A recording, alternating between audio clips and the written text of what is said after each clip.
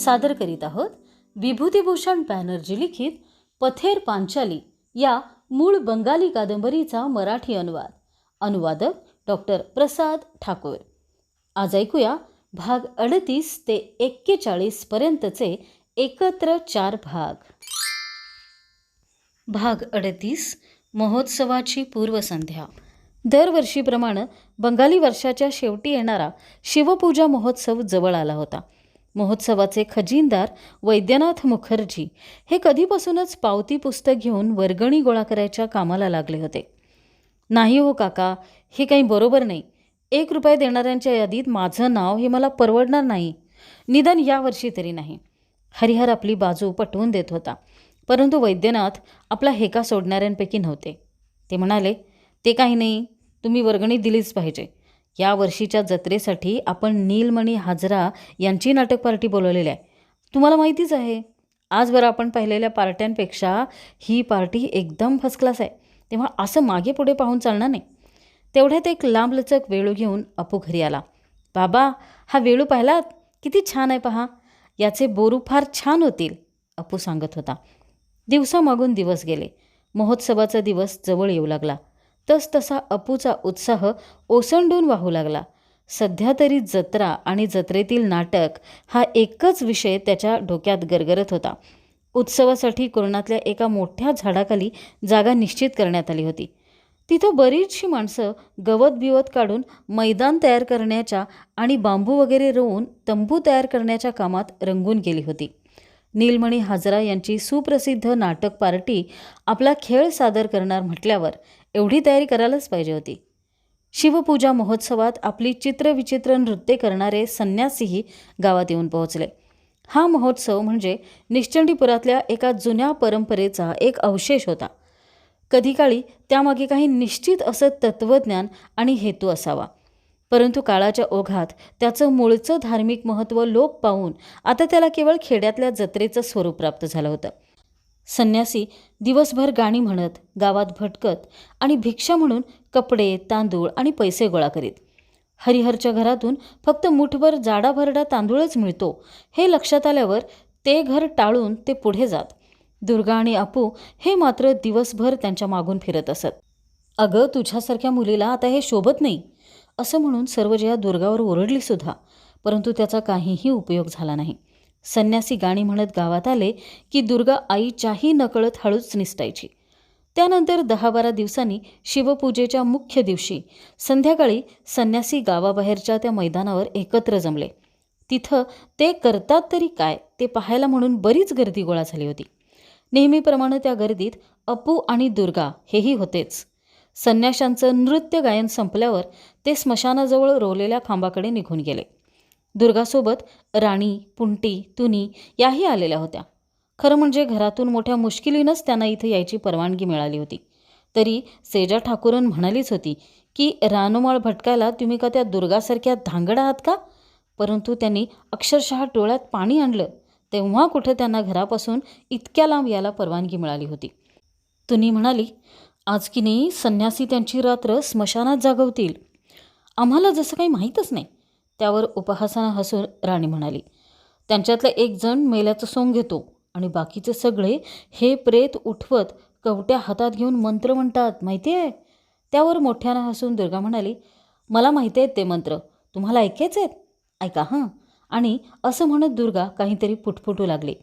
अंधारून आलेली ती संध्याकाळ, जवळच असलेलं ते स्मशान, ते सारं पाहून एका अनामिक भीतीनं मुलांना जणू घेरून टाकलं.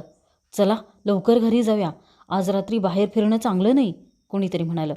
पण का म्हणून? अपू म्हणाला, आज रात्री बाहेर फिरलं तर काय होतं हेच त्याला जाणून घ्यायचं होतं. गाढवपणा पुरे, संध्याकाळ झाले, अशा वेळी त्यांचं नाव घेऊ नये. आज रात्री शिवाचे गण बाहेर पडतात. चल ग दुर्गा, आपण घरी जाऊया. मुली निघून गेल्या आणि अपू एकटाच मागे राहिला. थोडा वेळ तसाच गेला. काळोख गर्द होत होता. हळूहळू आभाळात काळे ढग भरून आले. घर खूप दूर राहिलं आहे आणि आपण अगदी एकटे आहोत हे लक्षात येताच अपू पुरता घाबरून गेला. तसाच मागे वळून तो भरभर पाय उचलू लागला, परंतु पायाखालचा रस्ता उंच झाडांच्या गर्द काळोख्या सावल्यांमधून जात होता. त्यामुळे त्याला आणखीच भीती वाटू लागली. रस्त्यावर तर कुठं चिटपाखरूही दिसत नव्हतं. अपूला आठवलं, आत्ता यावेळी शिवाचे गण 10 दिशांना पसरले आहेत. नकळत अपूचा वेग वाढला. आजूबाजूच्या झाडांनी काळ्याकुट्ट सावल्यांचे बाहू जणू त्याच्यावर पसरले होते. त्या सावल्यांमुळं झाडाखालची झुडपं आणखीच गर्द काळी दिसत होती. सर्वत्र भयान शांतता पसरली होती. अचानकपणे कुठेतरी काहीतरी जळत असल्याचा वास आला आणि त्याबरोबर स्मशान, प्रेत, कवटी या सगळ्या गोष्टी आठवून अपूला आणखीच भीती वाटू लागली. तेवढ्यात सुदैवानं वळणावर नेराची आजी येताना दिसली. आजीच्या हातात पूजेचं तबक होतं. ती शिवपूजेसाठीच निघाली होती. खरं म्हणजे अंधारून आल्यामुळं अपूनं आजीला ओळखलंच नव्हतं. जीवात जीव येऊन तो म्हणाला, आजी, हा कसला वास आहे हो? आज सकाळी ते सगळे बाहेर पडतात, ते तुला माहिती नाही वाटतं? त्यांचाच हा वास आहे. ते कोण आजी? ते म्हणजे तेच रे. आज रात्री त्यांचं नाव घेऊ नये, त्याऐवजी देवाचं नाव घ्यावं. राम राम. आपल्या अंगावरचे केस भीतीनं ताठ झाले आहेत असं अपूला वाटलं. त्याने हाताकडे पाहिलं तर ते खरंच होतं. आजी, आता मी घरी कसा हो जाऊ? अपू इतका भेदरला होता की त्याला पुढे काय बोलावं ते सुचतच नव्हतं. अरे बाळ, आज एकट्यानं असं बाहेर पडू नये. पण तू असं का केलंस? आजी पुटपुटली आणि पुढे म्हणाली, बरं, आता असू दे, भिवू नकोस. हे बघ, आता माझ्यासोबत राहा. एवढी पूजा झाली की मग मी तुला अर्ध्या वाटेपर्यंत सोडायला येईन. चल. भाग 39. नाटक पार्टी. शेवटी प्रतीक्षेचे दिवस संपले. पार्टी अजून येऊन पोहोचली नव्हती, परंतु उद्या सकाळपर्यंत निश्चितच येऊन पोहोचणार होती. परंतु पार्टी सकाळीसुद्धा आलीच नाही. तेव्हा असं सांगण्यात आलं की कोणत्याही परिस्थितीत 3ऱ्या प्रहरापर्यंत पार्टी येणार म्हणजे येणार, नव्हे तिला यावंच लागेल. नाटक पार्टी पाहण्यासाठी अपू कधीपासूनच आतुर झाला होता. त्यासाठी तो जेवण आणि अंघोळही विसरून गेला होता. रात्री त्याला धड झोपही लागत नसे.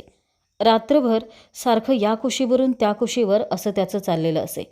गावात नाटक पार्टी येणार होती ना. आणि दुर्गाचं काय सांगायचं. आईची नजर चुकवून ती घराबाहेर पडायची आणि महोत्सवाच्या मैदानात काय काय चाललंय ते पाहून यायची. घरी आल्यावर तिथं लाल निळे कागद लावून स्टेजची सजावट कशी चालली आहे, तंबूला 4ही बाजूंनी पताका कशा लावल्या जात आहेत, हे सगळं ती अपूला रंगवून सांगायची. ते सगळं ऐकून प्रभावित झालेला अपू थोडा गोंधळला. जिथं ते नेहमी कवड्या खेळायला जमायचे अशी सर्वसामान्य जागा नाटकासाठी का निवडण्यात आली आहे तेच त्याला कळेना. खरोखर ती गोष्ट त्याला मुळीच पटली नव्हती. तेवढ्यात नाटक पार्टी त्याच दिवशी 3रे प्रहरी पोहोचणार असल्याची बातमी येऊन धडकली. अपूला एवढा आनंद झाला की तो उन्हाची पर्वा न करता नाटक पार्टीच्या स्वागतासाठी निघालेल्या मुलांच्या घोळक्यात सामील होऊन थेट कुंभार वस्तीपर्यंत पळत गेला. त्यानंतर कितीतरी वेळानं, परंतु संध्याकाळ होऊन अंधार होण्यापूर्वी त्याला दूरवर एक बैलगाडी येताना दिसली. त्याच्या मागे 2, 3, 4 करत कपड्यांचे पेटारे आणि नाटकांचे इतर साहित्य भरलेल्या आणखी 5 बैलगाड्या चालत होत्या. हाताच्या बोटांनी त्या गाड्या मोजत असलेला पोतू एकदम आनंदित होऊन अपूला म्हणाला, अपूदा, चल आपण नाटक पार्टीच्या मागून जाऊ आणि ते कुठं उतरले ते पाहू. गाड्यांच्या मागून नाटक पार्टीतली नटमंडळी पायी चालत येत होती. त्या सगळ्यांनी आपले लांब लांब वाढवलेले केस नीट विंचरलेले होते आणि चालताना अनेकांनी आपली पादत्राणं हातात घेतलेली होती. एका दाढीवाल्या माणसाकडे बोट दाखवीत पोतू म्हणाला, बहुतेक तो राजा असावा, नाही का अपूदा? आता सगळंच जणू बदलून जाणार होतं. आकाशाचाही रंग बदलला तेव्हा अपू एका वेगळ्याच उत्साहात घरी पोहोचला. ओट्यावर मोडक्या डेस्कसमोर बसलेले त्याचे वडील काहीतरी लिहित होते आणि लिहिता लिहिता काहीतरी गुणगुणत होते. अपूला वाटलं नाटक पार्टी गावात आल्यामुळंच ते एवढे आनंदात आहेत.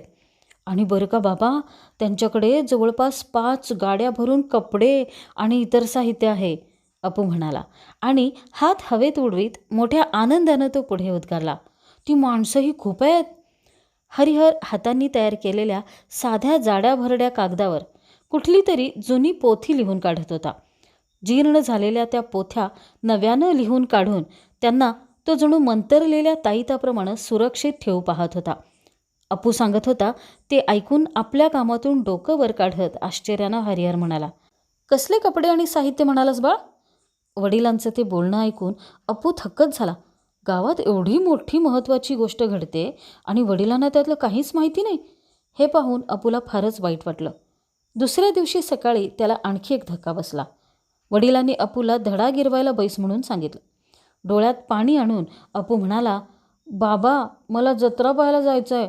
सगळी मुलं जात आहेत, मग मी एकटाच धडा गिरवत घरी बसू आहे? तिथं आता जत्रा सुरू झाली असेल. हे पहा, आता तुझा धडा पूर्ण कर. जत्रा सुरू झाली की ते ढोल वाजवतील, मग पाहिजे तर जा. हरिहर कामानिमित्त बराच काळ घराबाहेर असायचा. त्यामुळं तो जेव्हा घरी यायचा तेव्हा जास्तीत जास्त वेळ घरातच घालवायचा आणि अशा वेळी अपूही आपल्यासोबत घरी असावा असं त्याला वाटायचं. पण वडिलांच्या बोलण्यामुळं अपू इतका दुखावला की त्याच्या मोठमोठ्या डोळ्यात अश्रू जमा झाले. फुरफुरत्या नाकानं तो समोर ठेवलेलं कोष्टक मोठमोठ्यानं वाचू लागला. ज्या अर्थी एका माणसाला एका महिन्याला अमुक इतका पगार मिळतो, तर त्या अर्थी त्या माणसाला एका दिवसाचा पगार किती? थोड्याच वेळात जत्रा तिसरे प्रहरी केव्हा तरी सुरू होणार असल्याची बातमी येऊन धडकली. अपू रडतच आईजवळ गेला आणि त्याने बाबा किती कठोरपणे वागत आहेत याबद्दल तक्रार केली. शेवटी मग नाईलाजानं सर्वजयाला अपूची बाजू घ्यावी लागली. त्या प्रकरणात हस्तक्षेप करत ती म्हणाली, का हो, का म्हणून तुम्ही माझ्या बाळाला जत्रेला जाऊ देत नाही? जरा बघा तरी तो किती नाराज झालाय ते. आजचा दिवस त्याच्यासाठी खूप महत्त्वाचा आहे, अगदी या वर्षातला सगळ्यात महत्त्वाचा. त्याचे सगळे मित्र तिकडेच गेलेत. अशा वेळी त्याला इथं कोंडून ठेवून तुम्हाला काय असं घबाड मिळणार आहे? वर्षातले 9 महिने तर तुम्ही घराबाहेरच असता. आता घरी आहात म्हणून एका दिवसात त्याचा तर्कालंकार बनवून टाकणार आहात की काय? शेवटी हरिहरनं धडा बाजूला ठेवला आणि अपूला जत्रेला जाण्याची परवानगी दिली. अपूनं तो संपूर्ण दिवस जत्रेच्या आवारात घालवला. संध्याकाळी नाटकाला सुरुवात होणार होती आणि म्हणून तो रात्रीचं जेवण उरकायला धावतच घरी आला. ओट्यावर बसलेले त्याचे वडील अजूनही लिहितच होते. आजच्या ऐवजी दुसरा दिवस असता तर वडिलांच्या शेजारी बसून तोही एखादा मोठा ग्रंथ हातात घेऊन मोठमोठ्यानं वाचत बसला असता. पण आजचा दिवस त्याला अपवाद होता. अपूच्या मुखावरून विजयाचा आनंद जणू ओसंडून वाहत होता. आज मला कोणीही अडवू शकणार नाही, मला अभ्यासाला बसवू शकणार नाही, अगदी बाबासुद्धा मला थांबवू शकणार नाहीत. बिचारे बाबा सारखे नुसते लिहित असतात, त्यांना जत्रेचा आणि नाटकाचा आनंद कुठला लुटायला मिळणार? अपू बाहेर पडणार तेवढ्यात दुर्गानं त्याला हाक मारली आणि ती म्हणाली, अपू आईला सांग ना माझ्याबरोबर दीदीलाही पाठव म्हणून. अपू चटकन आईला म्हणाला, आई दीदीलाही माझ्याबरोबर पाठव ना. तिथं तंबूत स्त्रियांसाठी पडदा टाकून वेगळी बैठक व्यवस्था केलेली आहे. दीदी तिथंच थांबेल. मी नंतर इतर बायकांसोबत जाणार आहे, तेव्हा माझ्यासोबत तिला घेऊन जाईन, सर्वजया म्हणाली. अपू जाण्यासाठी निघाला तेवढ्यात दुर्गानं त्याला पुन्हा हाक मारली आणि गालातच हसत ती म्हणाली, अपू हात पुढे कर बघू. अपूने तळहात पुढे करताच तिने अपूच्या हातावर 2 पैसे टिकवले आणि दोन्ही हातांनी त्याची मूठ घट्टपणे बंद करत ती म्हणाली, तू तुझ्यासाठी गोड चुरमुऱ्यांची मिठाई विकत घे, नाहीतर तिथं असली तर लिचीची फळं घे. आनंदानं हसत अपूने ते पैसे घेतले आणि तो उड्या मारतच नाटक पाहायला पळाला. त्या 2 पैशामागे एक गोष्ट दडली होती. एका आठवड्यापूर्वीची गोष्ट. दुर्गा एकटी असताना अपूनं तिला हळूच विचारलं होतं, दीदी तुझ्या बाहुलीच्या खोक्यात काही पैसे साठलेत का गं? जर साठले असतील तर मला 1 पैसा देशील? 1 पैसा? कशासाठी हवा आहे तुला? त्यावर दुर्गानं विचारलं होतं. मला ना लिची घ्यायची आहेत गं. थोडंसं ओशाळवाणं हसून अपूनं स्पष्टीकरण केलं होतं. त्यांनी बोस्तमच्या बागेत मचाण उभारलंय आणि खूप लिची गोळा केल्यात, जवळपास 2 टोपल्या भरून, आणि ते पैशाला 6 विकतायत. अगं दीदी एवढ्या मोठमोठ्या आहेत आणि अगदी कुंकवासारख्या लाल भडक. सतूनं आणल्यात थोड्या आणि साधनानं सुद्धा. दीदी तुझ्याजवळ आहेत का गं थोडे पैसे? परंतु त्या दिवशी तिच्या त्या बाहुलीच्या खोक्यात काहीच पैसे नव्हते. काल संध्याकाळी जत्रेमध्ये खर्च करण्यासाठी म्हणून तिनं बाबांकडे 2 पैसे मागितले होते आणि आता तेच पैसे तिनं अपूला दिले होते. खरंच तिचा भाऊ तिच्यासाठी लाख मोलाचा होता. त्याने एखादी वस्तू मागितली आणि आपण देऊ शकलो नाही, ही गोष्ट तिच्या मनाला फार लागून राहिली असती. भाग 40. राजपुत्र अजय. इतके दिवस अपू जी आतुरतेने वाट पाहत होता ती जत्रा शेवटी सुरू झाली होती आणि त्या क्षणापासून आपण आणि नाटकातील पात्र सोडली तर इतर जग आणि त्या जगातील इतर माणसं यांचं अस्तित्व अपूसाठी जणू नाहीसं होऊन गेलं होतं. एका प्रवेशानंतर दुसरा प्रवेश, अशा पद्धतीनं नाटक सादर होऊ लागलं. काय ते त्यांचे दिमाखदार भरजरी पोशाख आणि ती पात्र, त्या पोशाखांमध्ये किती रुबाबदार दिसत होती. तुला नीट दिसते ना बाळ? अचानकपणे पाठीमागून कोणीतरी विचारलं. आपले वडीलही जत्रेला आलेले आहेत आणि आपल्या मागेच बसले आहेत हे अपूला माहीतच नव्हतं. दीदी आली ना बाबा? तिथे त्या पडद्याआड बसले ना? क्षणभर त्यांच्याकडे वळून बघत अपूनं विचारलं. समोर स्टेजवर मंत्र्यांच्या कारस्थानामुळं हद्दपार झालेला कलिंग देशाचा राजा आपली राणी आणि मुलांसह रानात निघाला होता. व्हायोलिनवर शोकार्त सूर छेडले जाऊ लागले. कुणाच्याही डोळ्यात अश्रू उभे राहावेत असाच तो प्रसंग होता. त्याची दुःखमयता लोकांच्या मनावर अधिकाधिक ठसावी म्हणून तो प्रसंग बराच लांबवला गेला. दुःखी राजा आपली राणी आणि मुलांचे हात हातात घेऊन स्टेजवर एक एक पाऊल टाकत हळूहळू इकडून तिकडे चालत होता. पत्नी आणि मुलाचा हात हातात घेऊन जंगलात आश्रय घ्यायला निघालेला प्रत्यक्ष वास्तवातला कुठलाही राजा इतक्या लोकांसमोर निश्चितच असा मूर्खासारखा वागला नसता. त्यानंतर त्यांचा स्वामिनिष्ठ सेनापती उगवला. तो संतापानं इतका थरथरत होता की खरोखरचं फेफरं आलेला माणूससुद्धा इतका थरथरत नसेल. नाटक पाहून अपू फारच प्रभावित झाला. यापूर्वी त्यानं अशी दृश्य कधीही पाहिली नव्हती. नाटकात तो इतका रंगून गेला की प्रत्येक दृश्य पाहताना त्याच्या डोळ्यांची पापणीही हलत नव्हती. शेवटी राजा आणि राणी आपल्या मुलांसह जंगलाकडे चालू लागले आणि पाहता पाहता दिसेनासे झाले. पुढे राजपुत्र अजय आणि राजकन्या इंदुलेखा हे वाट चुकून कुठल्या कुठे भरकटत गेले. तिथं त्यांना वाट दाखवायला किंवा त्यांचं सांत्वन करायला कुणीही नव्हतं. त्यातच पुढे त्यांचीही ताटातूट झाली. तशातच आपल्या भुकेल्या भावासाठी एखादं फळ मिळते का ते पाहण्यासाठी मागे दाट जंगलात रेंगाळलेली इंदुलेखा पुन्हा वाट चुकली आणि परत भावाकडे येऊ शकली नाही. तिकडे राजपुत्र अजय तिचा शोध घेत होता. शेवटी एका नदीकाठी त्याला मरण पावलेली इंदुलेखा दिसली. अतिशय भूक लागल्यामुळं चुकून तिनं विषारी फळं खाल्ली होती. एक दुःखार्त गीत गाऊन अजयनं बहिणीच्या मृत्यूबद्दल शोक व्यक्त केला. माझी जीवनसाथी भगिनी, तू कुठे? माझी प्रिय भगिनी, या भयावह जंगलातील माझा एकुलता आधार. प्रिय भगिनी, तू कुठे? अशा या उत्कट क्षणाला अपूचे डोळे राजपुत्र अजयवर अक्षरशः खिळून राहिले होते. परंतु एक क्षण असा आला की सारंच असह्य झालं. ते भावोत्कट दृश्य पाहता पाहता अपू ओक्साबोक्शी रडू लागला.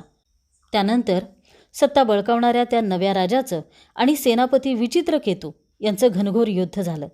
ते युद्ध खरोखरच अत्यंत भयंकर होतं. दोघेही योद्धे लढताना इतके बेभान झाले होते की त्यांच्या गरगरा फिरणाऱ्या तलवारींची टोकं लागून वर लोंबकळणाऱ्या दिव्यांचे तुकडे तरी होतील, नाहीतर स्टेजजवळ बसलेल्या काही दुर्दैवी प्रेक्षकांचे डोळे तरी निश्चितच फुटतील असं वाटत होतं. दिवे सांभाळा, दिवे सांभाळा, कोणीतरी ओरडलं. परंतु योद्ध्यांच्या असामान्य तलवार कौशल्यामुळं तसलं कुठलंच नुकसान झालं नाही. शेवटी त्या युद्धात विचित्रकेतू विजयी झाला. शाब्बास रे विचित्रकेतू. त्या भयंकर युद्धानंतर मध्यंतर झाला आणि स्टेजवर व्हायोलिनच्या सुरांवर एका कंटाळवाण्या समूहगीताला प्रारंभ झाला. ते गीत बराच वेळ चालत होतं. थोड्या वेळानंतर हरिहर अपूला म्हणाला, बाळ, तुला झोप येते वाटतं, घरी जायचं का? झोप? आणि नाटक सुरू असतं ना? ती कल्पनाही शक्य नव्हती. निदान आज तरी अपूला मुळीच झोप येणार नव्हती आणि त्याला अजिबात घरी जायचं नव्हतं. मग त्याला बाजूला बोलावून घेऊन हरिहर हळूच म्हणाला, हे घे 2 पैसे. तुला काही घ्यावंसं वाटत असेल तर घे, मी घरी जातो हां. अपूला 1 पैशाला मिळणारा विडा घ्यावासा वाटत होता. तो पानाच्या दुकानाजवळ गेला तेव्हा त्याला तिथं बरीच गर्दी दिसली. आश्चर्य म्हणजे त्या गर्दीत नाटकातली काही पात्रंसुद्धा होती. आणि काय आश्चर्य, स्वतः सेनापती विचित्रकेतू कमरपट्ट्यात खोवलेल्या तलवारीसह तिथं आलेला होता आणि नाकातोंडात सिगारेटच्या धुराचे लोट सोडत उभा होता. तेवढ्यात विचित्रकेतूजवळ जाऊन त्याला कोपरखळी मारत राजपुत्र अजय म्हणाला, ए किशोरीदा, मला पान घेऊन देशील? परंतु राजाच्या त्या निष्ठावान सेनापतीनं राजपुत्राबद्दल अजिबात निष्ठा दाखवली नाही. अजयला झिडकारत तुसडेपणाने तो म्हणाला, ए तू जा बघू इथून, माझ्याजवळ पैशाचं झाड आहे वे. आणि काय रे, सकाळचं विसरलास का? इतर मुलांबरोबर माझा साबण घेऊन आंघोळ करत असताना तू मला काय बोलत होतास रे? सेनापतीची मनधरणी करत अजय म्हणाला, ते जाऊ दे रे किशोरीदा, घेऊन दे ना, 1 पैशाचा तर प्रश्न आहे. तुला मी कधी माझ्या वस्तू दिल्या नाहीत का? परंतु अजयकडे दुर्लक्ष करून विचित्रकेतू निघून गेला. अजय अपूच्याच वयाचा असावा. दिसायला अगदी देखण्या आणि गोड अशा अजयचा आवाजही अत्यंत मधुर होता. अपू नकळत त्याच्याकडे आकर्षिला गेला. पुढे होऊन त्याची विचारपूस करावी असं त्याला वाटू लागलं, परंतु मन होकार नकाराच्या सीमेवर रेंगाळत होतं. थोड्याच वेळात त्याने त्या दोलायमान मनस्थितीवर मात केली आणि धैर्यानं अजयजवळ जाऊन, परंतु थोड्या संकोचानं तो म्हणाला, तुला पान हवंय ना? अजय एकदम आश्चर्यचकित झाला. त्यानं विचारलं, का? तू देणार आहेस का मला? तर मग खाऊया की. आणि मग त्याच क्षणी त्या दोघांची मैत्री झाली. परंतु अपूच्या बाजूने विचार केला तर अजयविषयीच्या त्याच्या भावना व्यक्त करायला ही एवढीशी मैत्री पुरेशी नव्हती. खरं म्हणजे तो अजयकडे इतका आकर्षित झालेला होता की अजयविषयीच्या आत्मीयतेनं त्याचं मन अक्षरशः भरून आलेलं होतं. जणू आजवर तो जिच्या प्रतीक्षेत होता ती व्यक्ती आज त्याला प्रत्यक्ष भेटली होती. बालपणापासून आईच्या तोंडून पर्यांच्या गोष्टी ऐकताना अपूच्या कल्पनाशक्तीनं अशाच राजपुत्राचं चित्र त्याच्यासमोर उभं केलं होतं. आणि खरोखरच अपूनं कल्पनेत पाहिलेला अगदी तशाच डोळ्यांचा, तशाच सुंदर चेहऱ्याचा आणि मधुर आवाज असलेला हाडामांसाचा राजपुत्र त्याच्यासमोर उभा होता. तू कुठे राहतोस? अजयनं विचारलं. काय झालं माहिती आहे का? मी रोज एका नेमून दिलेल्या घरी जेवायला जातो, पण ते लोक फार उशिरा जेवतात. तुमच्याकडे आमच्या नाटक पार्टीतलं कोणी येतं का जेवायला? अपूला फारच आनंद झाला. घाईघाईनं तो म्हणाला, हो हो, एक जण येतो की, तोच तो ढोलकी वाजवणारा.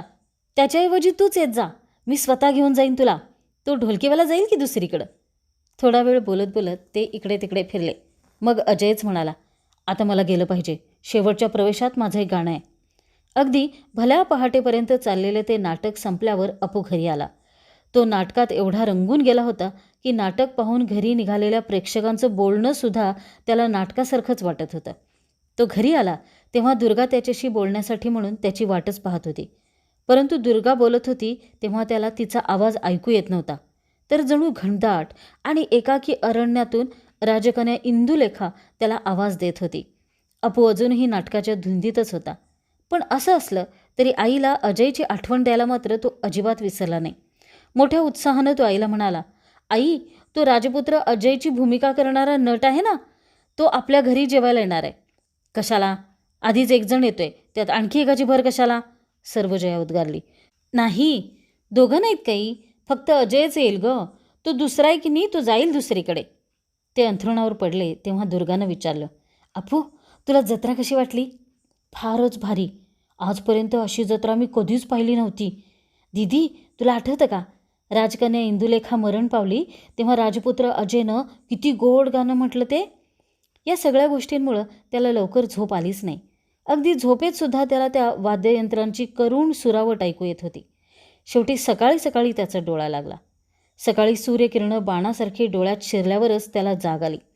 त्याचे डोळे एकदम कोरडे झालेले होते आणि जागरणामुळं त्यांची जळजळ होत होती. डोळे धुतल्यावर त्यांची जळजळ आणखीनच वाढली. परंतु त्याच्या डोळ्यासमोर जत्रेतली सगळी दृश्य अजूनही जशीच्या तशी उभी होती आणि कानात जत्रेतले आवाज तसेच घुमत होते.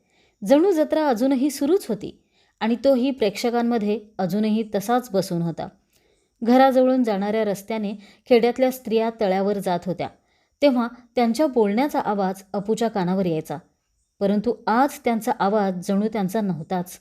त्यांच्यातली एक स्त्री धीरावतीसारखं बोलत होती, दुसरी कलिंग देशाच्या राणीसारखं बोलत होती, तर तिसरी राजपुत्र अजयची आई वसुमती हिच्यासारखं बोलत होती. आणि त्याची दिदी, ती तर जणू साक्षात राजकन्या इंदुलेखाच होती. तिच्या आवाजातून, हावभावातून आणि हालचालीतून अपूला जणू इंदुलेखाच दिसत होती. तिचा गौरवर्ण, तिचे मोठमोठे डोळे, तिचा सुंदर चेहरा आणि लांब सडक केस, सारं काही इंदुलेखासारखंच होतं. इंदुलेखेची भूमिका करणाऱ्या त्या मुलानं खरोखरच उत्तम भूमिका केली होती. जणू कधी काळी गोष्टींच्या दुनियेत वावरणारी राजकन्या इंदुलेखा दुर्गा दिदीच्या रूपानं त्याची बहीण होऊन आली होती. कालचं तिचं ते घनदाट अरण्यात वाट चुकणं, आपल्या भावासाठी म्हणून ते फळं तोडणं, परंतु स्वतःच खाल्ल्याने तिचा मृत्यू ओढवणं, हे सगळं त्याला पुन्हा पुन्हा आठवत राहिलं. भाग 41. दोघे जिवलग मित्र. दुपारी अपूनं अजयला जेवायला बोलवून आणलं. सर्वजयानं दोघांना शेजारी शेजारी बसवून जेवायला वाढलं आणि लगेचच तिनं अजयची विचारपूस सुरू केली. तो नाटक कंपनीत कसा आला तेही विचारलं. त्यावर अजयनं आपण एका ब्राह्मणाच्या घरात जन्मलो असून आईवडील लहानपणीच वारल्याचं आणि त्यानंतर मावशीनंच आपला सांभाळ केला असल्याचं सांगितलं. अलीकडेच तीही मरण पावली होती आणि त्याला आपलं म्हणावं असं कोणीही उरलं नव्हतं. गेल्या वर्षापासून तो या नाटक कंपनीत आला होता. अजयचं ते पोरकेपण पाहून सर्व जयाच्या मनात मातेचं वात्सल्य उचंबळून आलं. खरंच अजय जवळपास अपूच्याच वयाचा होता, परंतु एवढ्या लहान वयात त्याच्यावर स्वतःचा उदरनिर्वाह भागवायची जबाबदारी येऊन पडली होती. कदाचित उद्या माझ्या अपूवरही अशी जबाबदारी येऊन पडली तर? तो विचार मनात येऊन सर्वजया शहारली. तो विचार मनातून झटकून टाकत ती अजयशी बोलत राहिली. त्याची विचारपूस करत करत सर्वजया त्याला घसघशीतपणे वाढत होती आणि वेळोवेळी आग्रहही करत होती. जेवण काही फार चमचमीत किंवा चविष्ट म्हणावं असं नव्हतं, परंतु प्रेमानं वाढलेलं ते जेवण अजयला फार आवडलं. जेवण झाल्यावर दुर्गा हळूच आईच्या कानात कुजबुजली. आई, त्याला ते काल रात्री म्हटलेलं गाणं गायला सांग ना. माझी जीवनसाथी प्रिय भगिनी तू कुठे, या भयावह जंगलातील माझा एकुलता आधार, प्रिय भगिनी तू कुठे. अजयनं घसा साफ केला आणि गायला सुरुवात केली. अपू पुन्हा एकदा भारल्यासारखा ऐकू लागला. अजयसारख्या एका गोड आणि सुंदर मुलाला आईची माया मिळत नाही हे पाहून सर्वजयाचे डोळे आसमानी भरून आले. तिला वाटलं, खरंच किती गोड गळा आहे आणि बिचारा जीवनात पोरका आहे. त्यानंतरही अजयनं आणखी काही गाणी म्हटली. सर्वजया म्हणाली, तिसरे प्रहरी मी कुरमुऱ्यांचा चिवडा करणार आहे, तेव्हा तूही ये, लाजू नकोस. आणि मला तर वाटतं की तू हे घर आपलंच समज. तुला वाटेल तेव्हा तू येत जा. अजयला सोडायला म्हणून अपू बाहेर पडला. चालत चालत ते नदीकडे वळले. नदीकाठी गेल्यावर अजय म्हणाला, अपू, तुझाही आवाज गोड आहे, तू मला एक गाणं म्हणून दाखव ना. खरंच अपूलाही गावंसं वाटत होतंच, परंतु त्याला फार संकोच वाटत होता. शेवटी अजय हा एका नाटक पार्टीतला गायक नट होता आणि अशा कसलेल्या नटासमोर गायचं म्हणजे? एका झाडाखाली बांबूच्या बेटाजवळ छानशी जागा दिसल्यावर ते दोघं तिथं जाऊन बसले. थोड्या वेळानं अपूच्या मनातला संकोच थोडा दूर झाला. त्यानं दासू रॉय यांचं एक भक्तिगीत गाऊन दाखवलं.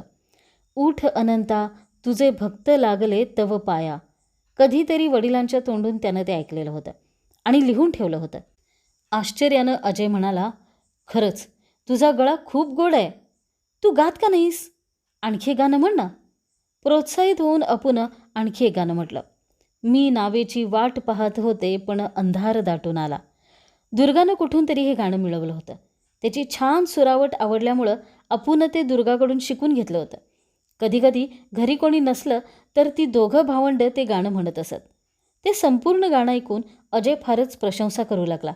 तो म्हणाला, तुझ्यासारखा आवाज असेल तर कुठलीही नाटक कंपनी अगदी आनंदानं महिन्याला 15 रुपये देईल. तशात तू जर आणखी मेहनत केलीस आणि आणखी चांगलं गायला शिकलास तर. दुर्गासह घरी एकटाच असताना अपू नेहमी गायचा आणि आपला आवाज कसा वाटतो, खरंच आपण चांगले गायक होऊ शकू का हे तिला विचारायचा. त्याचा आवाज उत्तम आहे असं दुर्गा नेहमी म्हणायची. अपूलाही ते बरंच वाटायचं, परंतु नाटक पार्टीतील एका नावाजलेल्या आणि अनेक बक्षिसं मिळवलेल्या गायकानं अशी स्तुती करावी हे फार महत्त्वाचं होतं. अजयनं केलेली ही स्तुती ऐकून अपूला एवढा आनंद झाला की उत्तरादाखल काय बोलावं तेही त्याला सुचत नव्हतं. बोलणं शक्य झालं तेव्हा तो म्हणाला, तुझं ते गाणं मला शिकव ना. अजयनं त्याला गाऊन दाखवल्यावर मग ते दोघेही गावं लागले. ज्याच्याशी मनातलं बोलावं असा अपूसारखा मित्र अजयला आजवर कधीच मिळाला नव्हता. आपण 40 रुपये साठवले असून आणखी थोडं मोठं झाल्यावर ही नाटक पार्टी सोडून दुसऱ्या पार्टीत जाणार आहोत असं त्यानं सांगितलं. कारण त्याच्या पार्टीचा मालक फार क्रूर होता. तो कधीकधी मुलांना मारहाणही करत असे. त्यामुळेच त्याने आशुतोष पाल याच्या नाटक पार्टीत जायचं ठरवलं होतं. त्या पार्टीत तो अधिक आनंदाने राहू शकणार होता. तिथं कलाकारांना चांगलं जेवण दिलं जात असे आणि जर कोणाला ते जेवण नको असेल तर त्याला 3 आणे दैनंदिन भत्ता दिला जात असे. कधीतरी आपण जेव्हा सध्याची पार्टी सोडून त्या पार्टीत जाऊ तेव्हा असेच कधीतरी अपूच्या घरी येऊ आणि काही दिवस त्यांच्यासोबत घालू, अजय मनोमन ठरवत होता. संध्याकाळ होत आली तेव्हा अजय म्हणाला, हे बघ अपू, आता मला गेलं पाहिजे. आम्ही लवकरच एक नवं नाटक बसवत आहोत. त्यांनी जर ठरवलं तर परशुरामाचे गर्वहरण या नाटकात मी नियतीच्या भूमिकेत रंगमंचावर असेन. त्या भूमिकेत फार चांगलं गाणं आहे. तुला ते कसं वाटतं ते सांग बरं का. जत्रा अजून 3 दिवस चालली. सगळ्या गावाला जत्रेशिवाय दुसरा विषयच नव्हता. नदीकाठच्या रस्त्यानं जाणारे पांथस्थ, शेतात काम करणारे शेतकरी, होड्या वल्हवणारे नावाडी, गुरं वळणारे गुराखी, सगळे लोक जत्रेत ऐकलेली गाणी गुणगुणत होते. गावातल्या स्त्रिया नाटक पार्टीतल्या मुलांना घरी बोलावून घेत आणि त्यांना आपल्याला आवडलेली गाणी म्हणून दाखवायला सांगत. अपू आणखी 3-4 गाणी शिकला. एकदा तो अजयसोबत नाटक पार्टीच्या मुक्कामाच्या ठिकाणी गेला. अपूचा आवाज फार गोड आहे असं अजयनं सांगितल्यामुळं इतर सर्व कलाकारांनी अपूला गायला आग्रह केला. फारच आग्रह झाल्यावर अपूला गावंच लागलं.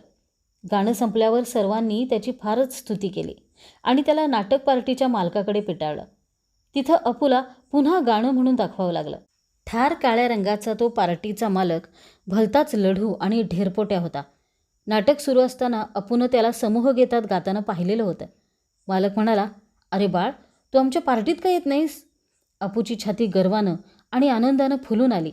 ते पाहून बाकीचे सगळेच अपूचं मन वळवू लागले आणि त्याने लगेचच पार्टीत सामील व्हावं असा आग्रह करू लागले.